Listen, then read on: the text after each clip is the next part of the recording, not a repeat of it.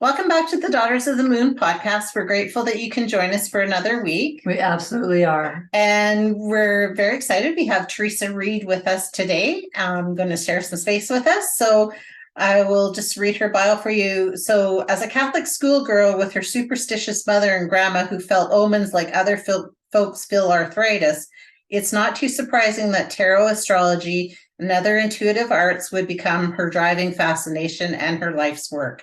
She picked up her first tarot deck at the age of 15 and kickstarted her career by performing readings on her little sister, who mostly asked questions about the cute boys in class. 30 years later, she's done readings on thousands of clients, from police officers to recovering addicts to new mothers to angst-ridden teens. She's fascinated by the complexity of individual cause and effects and is devoted to helping people make better decisions and lead happier lives. She believes that nothing is fated and everything is fluid, and that the cards have the power to inspire courageous, life-affirming action. But only if you honor your emotional, intuitive reactions for what they really are, a quiet, guiding intelligence.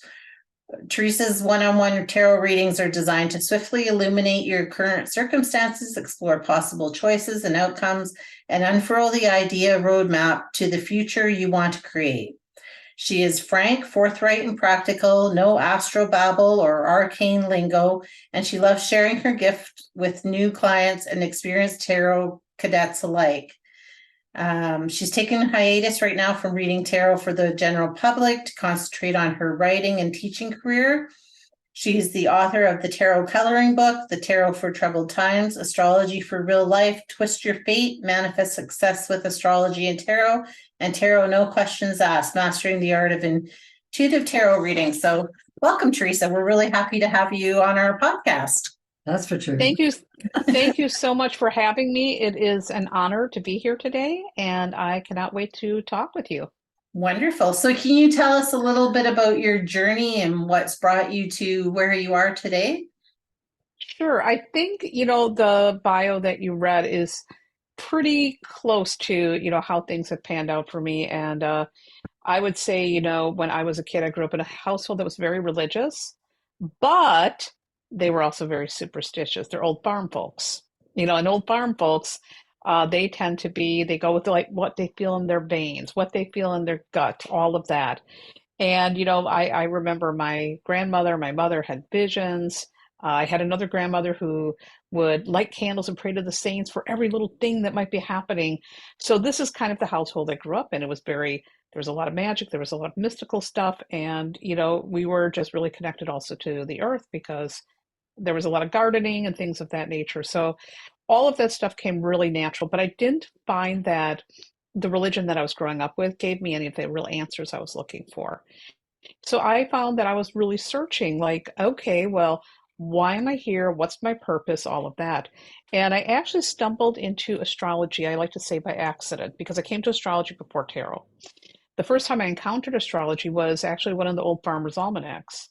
My uncle, another farmer, he had like detective magazines laying around, and he also always had the Old Farmer's Almanac. And I would look at that. I'd be really interested, fascinated with what was going on in those books. What is the moon? What are these symbols? Why do you fish on this day? Why should you plant on that day? Again, a lot of curiosity.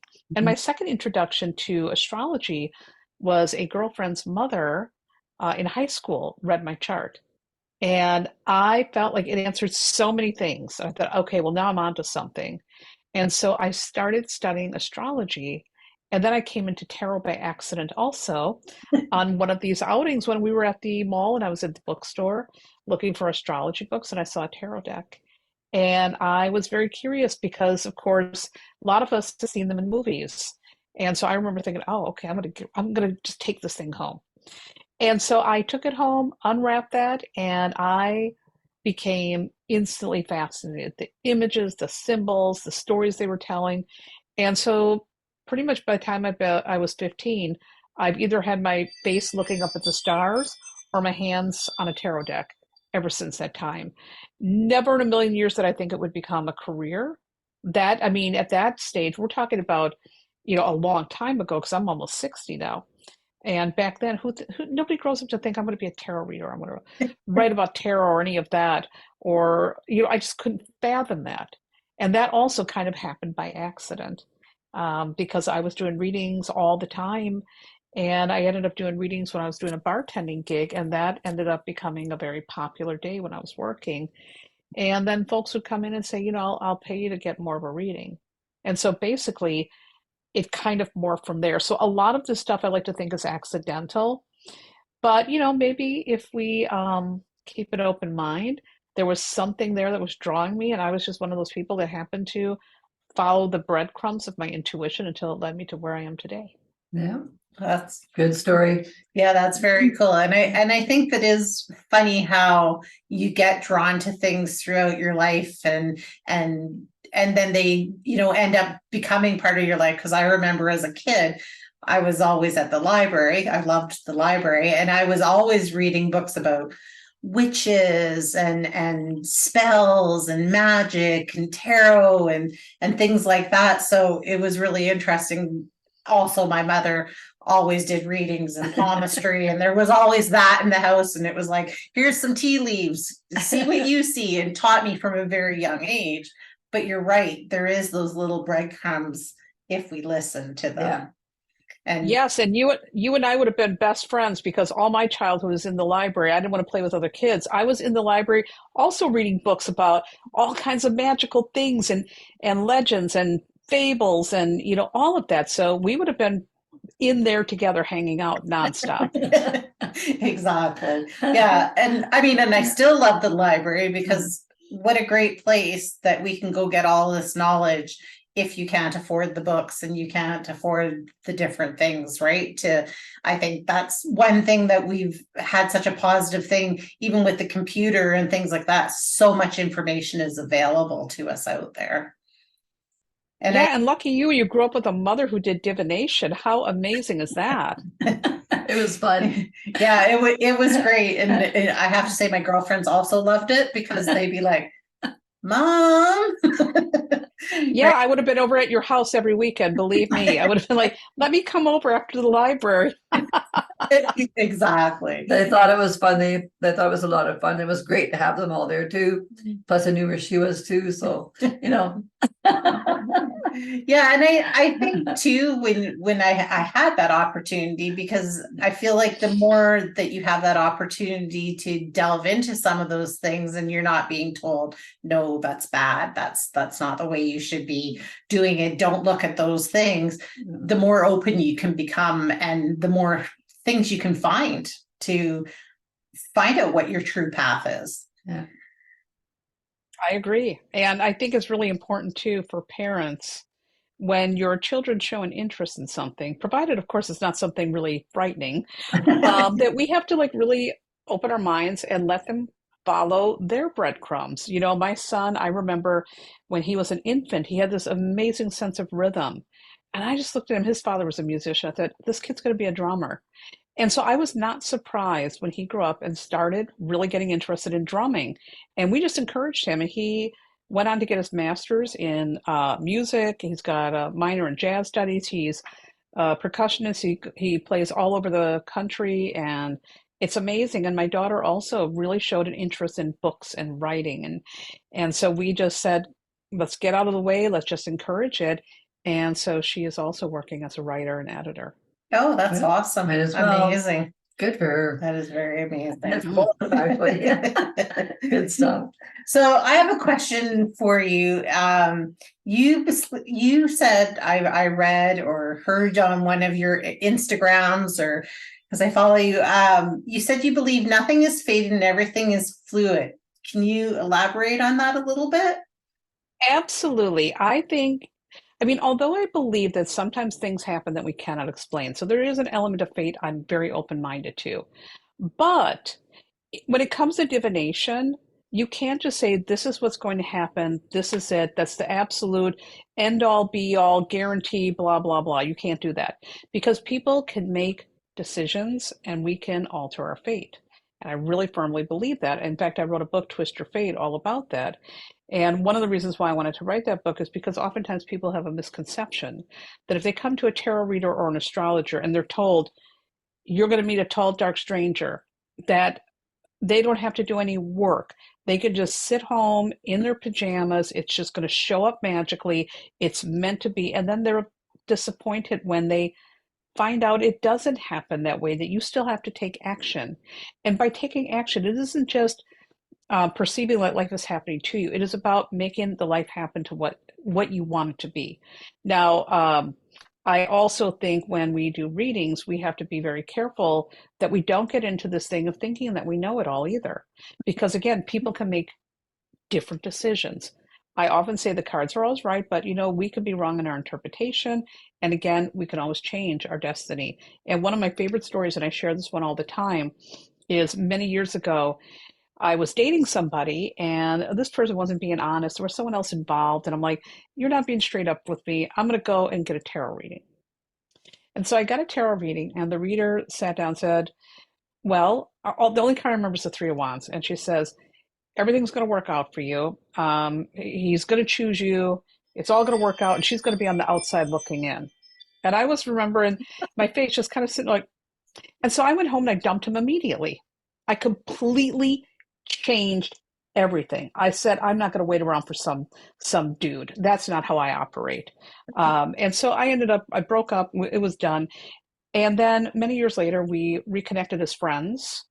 And we've been great friends now for, over 30 years. And there was one time, oh, by the way, he married her and they had kids. But there was, yes, so this reader, I thought this reader is wrong. But they had also divorced then. And he and I were like, I was visiting and we were at a pizza restaurant. And so we're sitting there just having pizza, having a good conversation. And all of a sudden, here she comes. And she stands outside the restaurant. And she's on the outside of the restaurant looking in.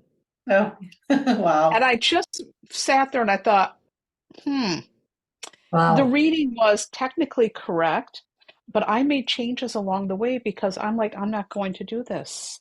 So we always have to remember the cards can see something. Your chart may show a tendency, but you always have agency. There are choices you can make. And you might find a lot of times the information that comes up later on, you're going to look at it and say, well, maybe it didn't quite work out that way. That's where the fluidity comes in.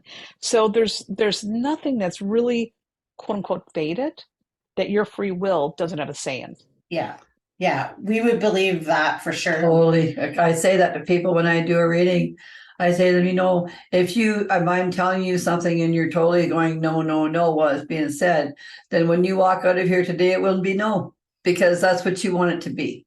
And there's nothing I can change about how you've made your decision on that, so I can only give you what you really want to hear, and everything else will be either later you'll pick up on it and think, oh yeah, I remember she said something like that, or you won't.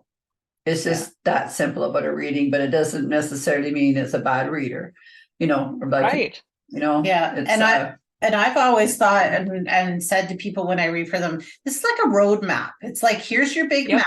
And I'm going to tell you what the universe wants you to know and stuff. But that doesn't mean because I've told you that you need to keep following down that direction. If you're like, hey, this other way is much quicker, sort of like you did, make that change because you have that free will to change it. So I think that's important for people to know when they're getting readings, that just because they're told something doesn't matter. They have that free will to change that. And we, of course. Right. And we as readers also have to educate people on that. And so we have to be able to say, look, this is what it's showing. This is the path you're on. And most likely this is where it's heading towards. But if this doesn't look the way you want, what steps can you take to lead you in the direction that you want? And also, is this healthy for you? Are you considering, is this for your highest good? So it's very important to be in dialogue with your client to make sure that the information they're receiving is going to be empowering. And not just this is what it is, et cetera, because that doesn't help anybody. It does lead to people being very passive with their lives. And tarot and astrology, they are not passive arts. No, they're to guide you. Yeah. Like you said, it's a roadmap. That's the best way to describe it. It is a map. Now, what are you going to do with that map? Yeah, absolutely. We're giving you suggestions, and it's what you do with the information you've just received, right? That's how I see it too. Yeah, absolutely. We're not there to push their mind in any direction or not. We're trying to help them, in any way possible we can, right? Exactly. So when you read cards, because I know how we read cards, but when you read the tarot, do you go by what kind of would be the written word of what each card means, or do you put your intuition into it, or how do you go about reading? I use a little bit from column A and a little column B. I think it's really important for every tarot reader, if we're talking about tarot astrology for that matter too. Astrology is a very big, vast subject and it's super complicated, and so is tarot in its own way. But tarot is very much like a picture book, and each card has a meaning that's attached to it. And there's all symbols that are very universal that we can look at, and we can, even if you don't read tarot, you can look at it and pretty much ascertain what's going on in those cards.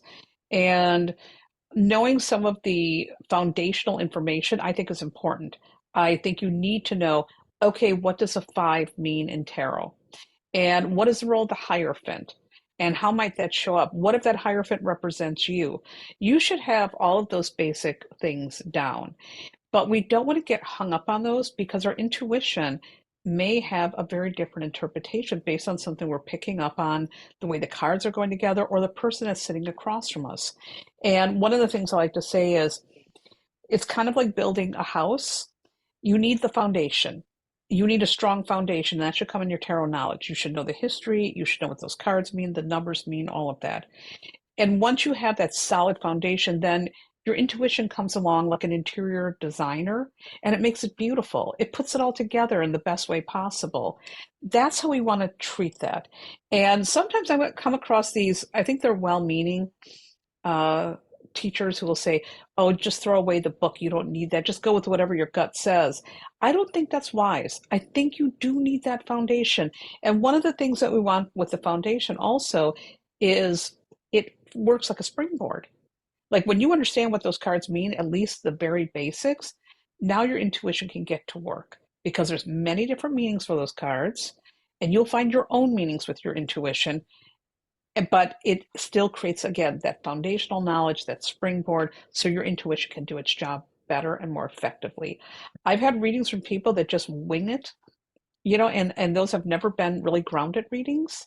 They tend to be very flaky and they tend to be like they're pulling at straws. I found the best readings I've ever had have always been from people who understand the cards, who understand how they tell a story, but they've also been people who trusted their intuition. That's right. Yeah. That's right. Yeah. That's huge. I would agree with that. So as a fun question, tarot cards, oracle cards, both.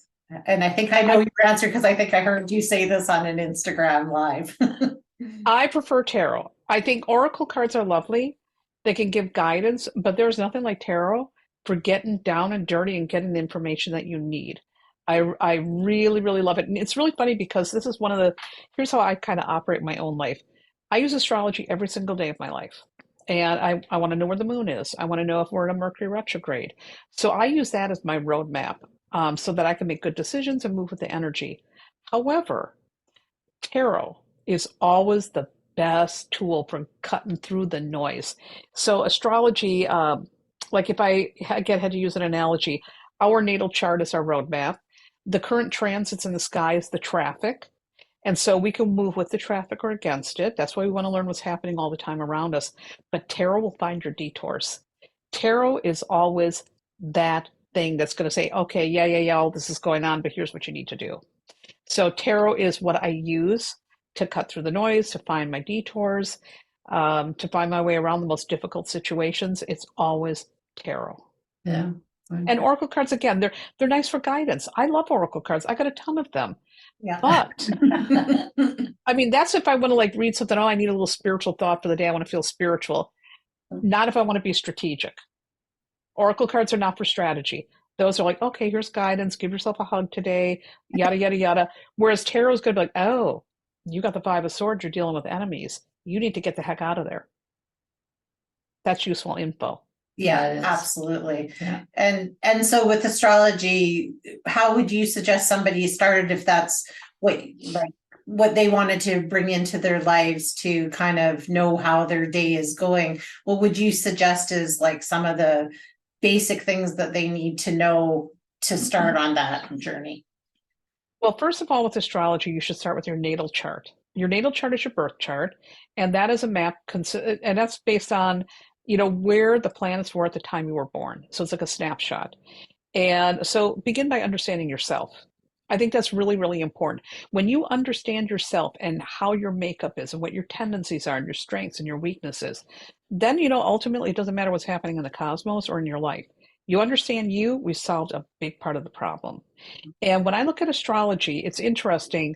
I have a so-called bad astrology chart. I mean, I've had astrologers look at it and gasp because it's nothing but hard angles. But I've learned how to work with that. I love my chart. I'm like, oh, no, no, no, no, you guys got this all wrong. This is complicated, and this is a good thing. So I really am about understanding yourself, knowing how to work with yourself, find the things that are the difficult stuff in your chart, work with that first, improve that stuff, break the wheel, and then suddenly you are moving in your life as the best version of you. Always start with that. Become the best version of you by understanding yourself. Now, once you understand yourself, it's time to start understanding not just your place in the world, but how things are operating around you, and also how other people are operating around you. You know, um, when you understand other people's charts, now you know how to be engaged with them in a healthy way. And when you understand the planets and how they're operating now also around you, it's like, okay, the moon is going to be in Aries, or maybe the moon is in Taurus. Well, on the moon in Aries days, I know I can go lightning speed, but I got to be careful not to burn out. Moon in Taurus, I can slow down, eat all the comfort food, and, make sure that I'm taking good care of myself. Oh, it's Mercury retrograde. Probably going to slow down if I'm traveling. So just knowing that information really helps us live our best lives, not in an obsessive way, just like it's always in the back of my head. And understanding other people's charts, I think is really important. You want better relationships? Astrology chart's like a little manual. Doesn't mean you're going to get along with everybody, but at least we can cope. We can figure out how to interact and again, how to make it healthy. And my favorite story with that is my daughter. When my daughter was born, she hates this story with a passion. I had her planned by astrology. I said, "Oh my God, I gotta have a Leo daughter." I wanted a daughter. I wanted a Leo. I had it all planned out. My ex-mother-in-law thought I was nuts. She says, "What if it's not a girl?" I said, "Yeah, yeah, I'm not listening." And she ended up. I had a perfect due date. I'm like, "Oh, this is gonna be the perfect kid." She ended up coming 3 weeks early. Just made Leo, ruined my little master plan. And the first thing I did is all astrology mothers do is as soon as they wheeled her away, I did her chart. And I looked at this chart and I'm like, oh no. This child was like, her chart is all fixed signs, mine is all mutable. We're very different animals and our moons are opposing. And I was just like devastated, like, how am I going to get along with this kid? Oh my God. I was a very young mother and very immature. But I'm like, how am I going to get along with this kid? Oh my God. But what I realized then, after I got over my being mad about it not getting my way, was like, oh, okay, her moon, this is what she needs. Gotcha. And she's got all this fixed energy. Gotcha. This is how I need to deal with her so we can have a healthy relationship. We both have stubborn moons. We have to learn to give ourselves space when we're feeling stubborn. We have to make sure that we are setting good boundaries with each other. She has to understand that my private time is not a reflection of anything negative. I have to understand she needs a lot of affection and a lot of touch. And, by understanding each other, we can develop that relationship that's going to be healthy. We have the best relationship. We are like best buddies. We talk 3 times a day. We're like always in each other's stuff in a not in an unhealthy way, but because we love each other and we have a very, very strong bond. Right. And when some problems come up in our relationship, we know how to communicate so that we are understood and we both feel respected and we can compromise. Okay. Yeah, yeah, Yeah. absolutely. That's the magic of all that stuff. It is so. Well, and I think I remember, not that I can remember them now, but I remember when the boys came around, it was like, okay, what's their signs? How are we going to relate with each other? Yeah, I did that too. How stubborn are they going to be? Astrologer parents all do the same thing. And it's funny, when my son was born, oh, he had an easy chart. Oh, I looked at that chart, I'm like, and his chart, oh my God, he had all like the air stuff, and I'm very air oriented too. So I'm like, awesome. And him and I always got along like two peas in a pod. Don't get me wrong, he could be very stubborn. He's an Aquarius. And I remember my mother would say, "Oh, you've got a different set of rules for him and her." Like she thought I was favoring him. I said, "No, no, no. They do need different rules. They're two very different people. She's fixed. She needs structure, structure. That's important to her. He needs the freedom, and you got to pick your battles wisely, or I'm going to end up in it with him all the time. That's So right. I just need to give him breathing room. He's all air. Let him breathe, Yeah, and she needs to touch earth." yeah, yeah, And my mother couldn't get it, but my kids and I are both, all three of us are thick as thieves. Yeah. We're yeah, super close. yeah. Same with us. Yeah, that was how we were raised. Like we were very close with mom, and it was like, yeah, she knew, right? This is what I needed something different. I'm a Capricorn, so I'm an earth sign. I need that structure. I need that. And Yep. my brother's a Pisces, so He's a swimmer. he's more, on the go and creative, and those were what we craved. And then, for me, when I had my boys, I have a Virgo, so that's handy because he too is structured.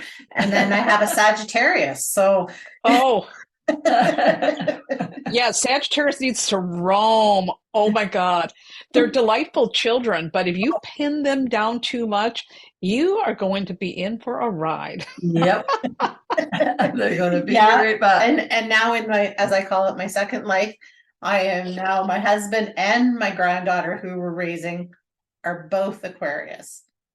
Ah, fun. So you got all that air energy to lighten you up. Yep. Yeah. So it's always interesting, right? So I love that you said that about the relationships, and I think it'd be interesting for a lot of people if they did find out about themselves Yeah. and the people around them, because I agree. I think it makes a total difference in how you Oh, interact it sure with each is. other. It is. Yeah, and you can get along with everybody much better if you just understand and respect the differences. One of the things I find that really is problematic in love relationships, well, it could be parents too, but love relationships particularly, people will get involved with somebody and they'll come to a tarot reader because it's not going well. And it's like, listen, you've got to learn how to relate to each other. You can't try to change your partner and force them to be something they're not to fit this mold that you've heard from this show like Sex in the City. It doesn't work like that. Right. You've got to understand, you've got to respect, you've got to work together, and you've got to recognize where you're different Mhm. and find a way to work with that. That's what relationships are about. They're about relating, not just this thing that you get together and suddenly it's happily ever after, or that it's always going to be easy with people in your life. It's not. No, So yeah, learn about them and then we can make it better. And always, always, always with tarot and astrology and all of that, a good reader is about healthy stuff, moving you towards healthy dynamics, moving you towards making healthy decisions. yeah, And when you understand other people, we can be healthy now. yeah. Very true. Very well said, too.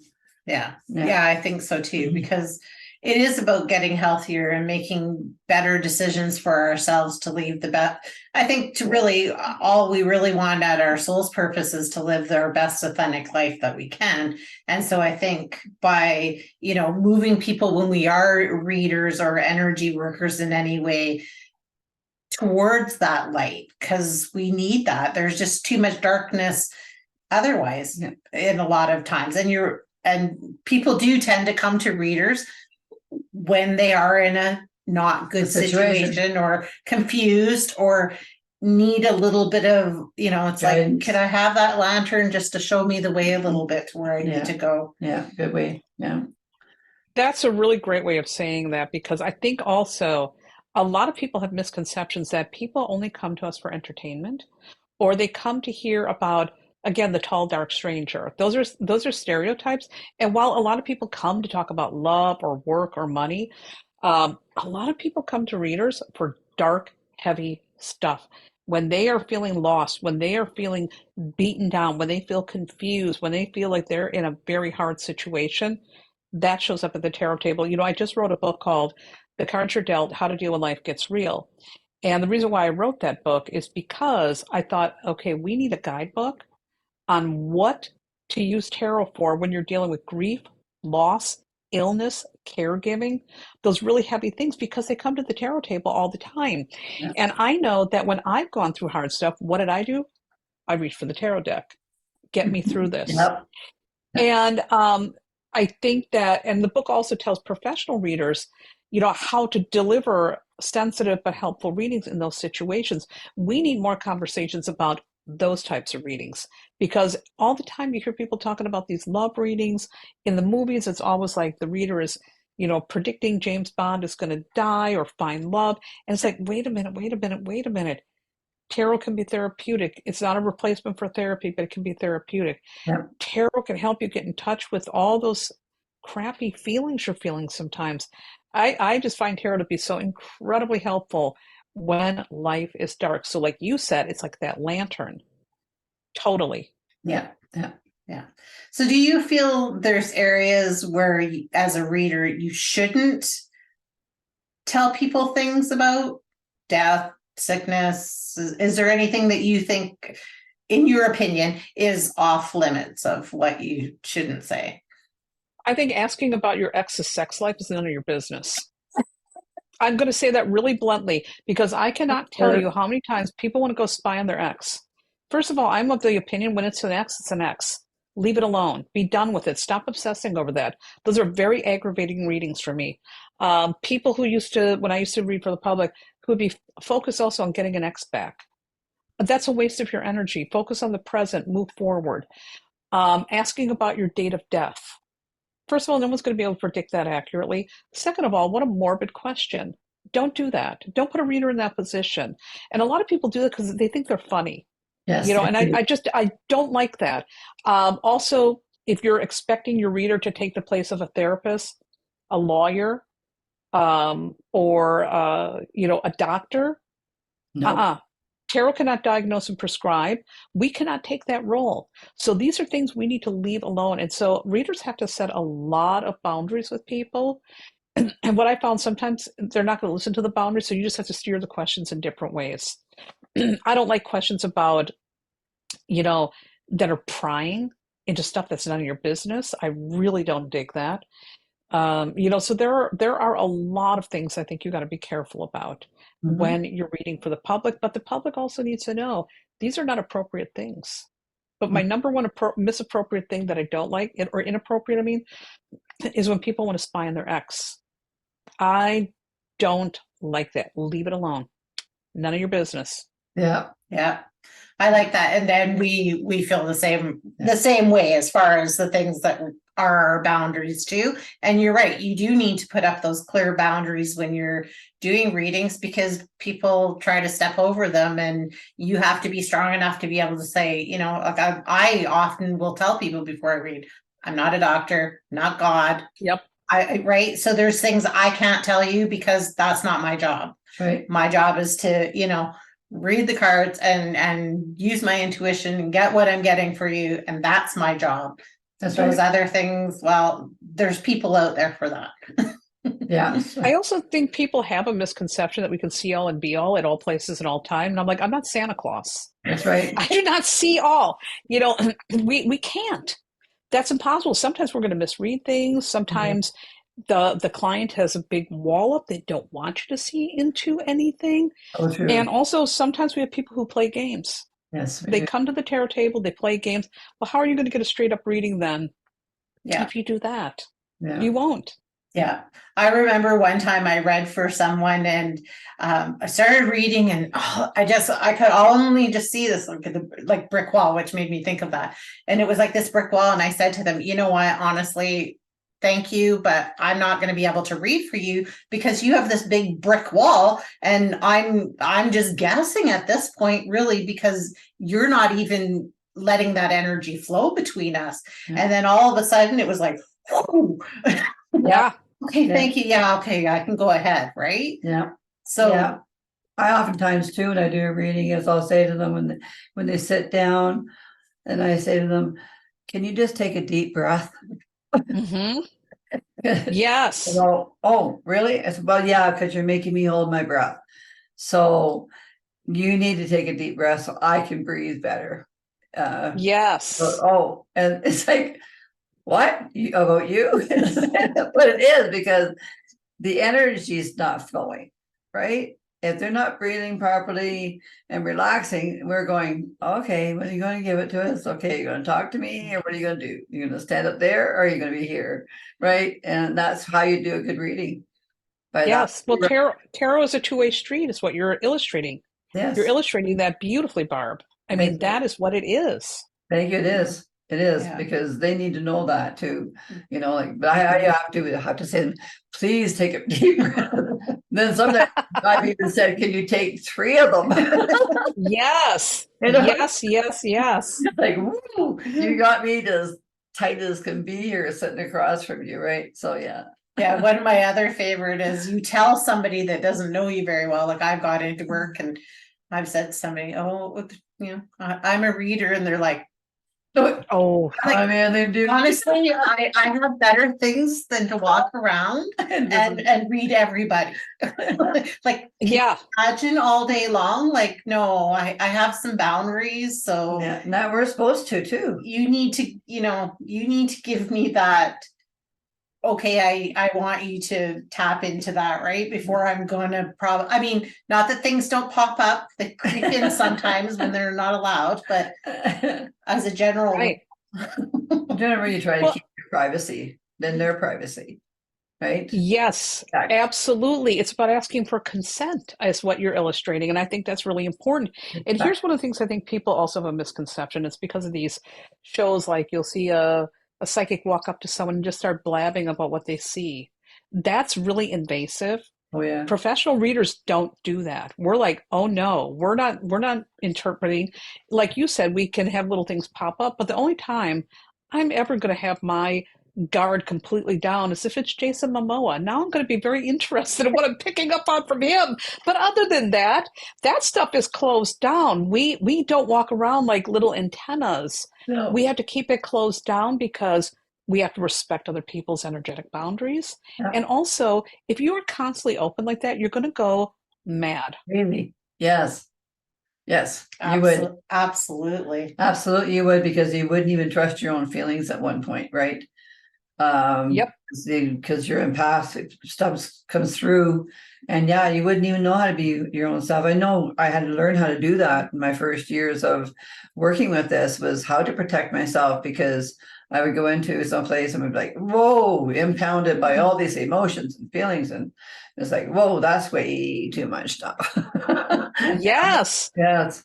So I know that all too well too. Like you, Barb, I had to really learn to protect my boundaries are still pretty leaky.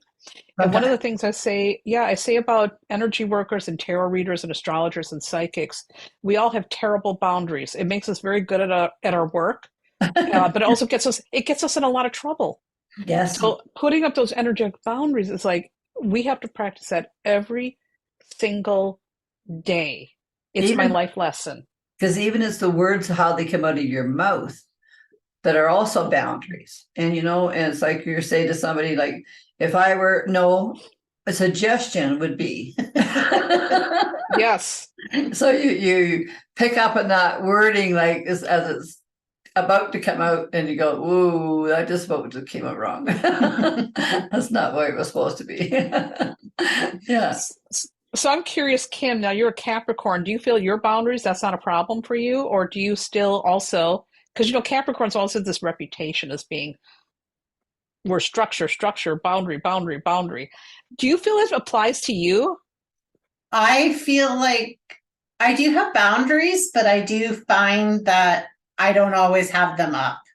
So yeah, I find if I walk around, we were actually just having this conversation. If I walk around with my boundaries really firmly strong up, I find that it impacts me, that I can't actually live in a kind of a positive, happy way, because I'm too bound by my own constrictions that I've put on myself.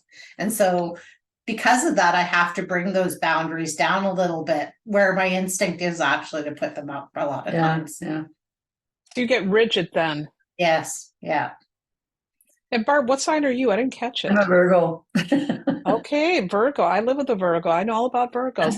They're immutable signs. So even though they're earth signs, they are mutable. Mutable signs tend to be a little leakier with their boundaries. Yes. Even Earth sign Virgo. There's that again because mutable signs. We're like, oh, we can go with the flow, and that Yeah. always gets us in trouble. And yes, Yeah. way too much go with the flow. It definitely does. You know, So how did you get the name of the Tarot Lady? Because I know that that's what you're kind of known for all over. So how did you get that name stick to you? It's just what my clients would call me. They're like, oh, I had to come and see my tarot lady, you know? And so when I put the website together, I'm like, yeah, I'll just use that because that's what they always refer to me as is, oh, I got to go see that tarot lady, you know? So it's kind of stupid. It's like, I mean, it's not very, I guess, original sounding, but that's what I always got called. I like yeah, it. you're that tarot lady. So I'm like, yeah, we're just going to go with that. Well, I And liked stuff. it. It intrigued me when I like found you on Instagram. I was like, oh, that's kind of interesting. Okay, let's check her out, right? And I've seen some of your lives where you do your readings and things like that, which I love because you have such a down to earth personality that I feel like you're so relatable when you're on there that I just really enjoy watching you do that. So I just thought I'd share that with you. very nice. Thank you. Well, I always say if you're going to be on camera or anything, you're better off just being yourself because at some point people are going to figure out if you're putting on an air anyways. So it's really, yep. It's so funny because when I started doing my little thing on Instagram, first of all, I want to say I hate the camera. Okay. I despise being on camera. I hate getting my picture taken. I don't like any of that stuff. But at the time I had a book coming out and my publisher said, say, can you do like some kind of Instagram live thing for promotion? I'm like, oh, are you kidding me? Oh, my most hated thing ever. I said, okay, fine, I'll do it. So I ended up doing this little thing. It was like a 12-day astrology thing. And then after the 12 days, some people were like, hey, we really like this. Are you going to keep something going here? I'm like, yeah. let me try. And then the pandemic happened and I'm like, you know, so I started really doing my triple T, I call it, to kind of help people navigate this terrible, terrible time we were living in. And so now I've been doing this Instagram live for over 3 years, which is ridiculous when I think about it. And I didn't know what I was doing. I mean, it was like, I didn't even know the technology. I'm like, oh my God, one more thing to learn, you know, and I never like being in front of the camera, but I just go up there. I'm myself. I just talk in my own lingo. I'm like, if someone doesn't like it, they're going to move on. They'll find somebody else. I'm just going to do it like this off the cuff. Yeah, absolutely. Yep. Well, and it's funny because I so often say that because people are like, oh, that's great. You do this podcast. I said, 10 years ago, you would have said to me, in 10 years, you're going to be doing a podcast. You're going to be putting your face all over social media and doing this. I'd have been like, I'm not actually. Because one, I actually am a little bit introverted and don't like to be on camera. And we both are. So yeah, like you're right. You wing it and you be authentically yourself, and you're right. The people that like you, and the ones that don't, they can't find someone that they do. And that's right. Yep. That's why there's so many of us out there too. Yes, and the wonderful thing is there's so many readers, there's somebody for everybody. Yes. I'm not the end all and be all for everyone. There is someone for everyone. And by the way, I'm an introvert too. I love being alone. I love being alone. I can't even believe I'm married because I love being alone. I love so it's hard to be out there. And you know, and I think for anybody who's an introvert or who's doing this work, you put yourself out there, you're worried that people might not like you. You got to get that out of your system. And just remember, the right people will find their way to you. And the people that aren't for you, there's so many other amazingly talented people that are there for them. Yeah. And I've had readings from many people over the years too. Some people are perfect for me. Like, for example, I get an astrology reading from Sam Reynolds every year. And Sam Reynolds is like really like straightforward.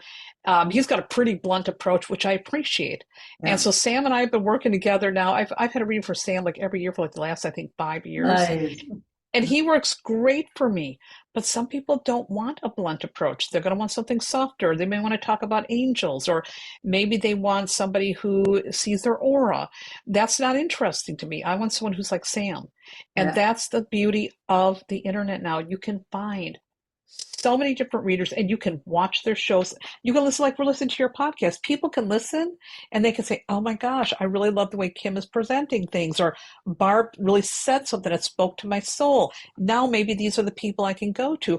Or maybe, oh, let me just check out this other person. Yeah. The internet gives you the ability to vet your reader, to find the one that is right for you. Yep. Yeah. Which Yeah. is so And beautiful. I love that about the podcast, because Yeah. I even find that when I'm looking at things, right, and I think our mission has been to bring on different people for people to see. We actually did interview Sam Reynolds, so that was exciting too. Yeah. I love him. He's wonderful, right? And you're right, straightforward and ask the questions, But and you like it, you love it. but it's nice because our mission was really envision, I guess, more so was really to bring different people for people to see, oh yeah, this is the way I want to go, or no, this is the way I want to go, or here's the information that sticks with me, and some of it will, some of it won't. Because everybody has their own path of how they want to do it, right? Yep. And how their strong point on what they believe in. And so, which is really nice too, because with doing this, then people get to see that, oh yeah, they're on the same vision as me. No, Yes. on the same vision as me, right? So then that's a really nice way to go with it, because then you can exactly go after the one you pick for you. Sometimes we have to go alter that, but they're learning that. I'm hoping through this that they're going, oh, there's other possibilities that is going to take us into that bliss in our life, by watching maybe a little bit of this one too. So yeah, it's pretty cool. So if there was one message that you could give to our followers that you think was important, what would it be? One message: you are always in the driver's seat. You can change the course at any time. Don't think because your life is going in a direction right now that's difficult or painful that this is your forever time. You can always rewrite your story if you don't like the way it's going. I really want people to hear you are powerful. You can do this. Perfect. I love that. Perfect message today. That's a wonderful, wonderful message. So thank you. Can you tell everybody where they can find you? Sure. The best place always is to go to my website, thetarotlady.com, and they can sign up for my newsletter. It's free. That'll tell you everything that I've got going on in my life at the time. And there's always something going on. And also, I am on some social media, mostly Instagram and Threads, and I have a Facebook page, but mainly Instagram is where I do most of my stuff. So that's where to find me. And my handle is the Tarot Lady, of course. Perfect. Well, it's been so much fun having you on with us. And you just got crazy amount of information. And good energy too, by the way. Thank you. Thank you. Look forward to reading your books now. I have a little list of them. And so thank you so much for being on. We'd love to have you back sometime if you'd like to be. And yeah, just thank you. Yes, thank you. Thank you. And I will be back anytime you want me. So feel free to reach out. Wonderful. Thank you. Thank you. And everybody else, follow along and we'll see you next week. You bet you will.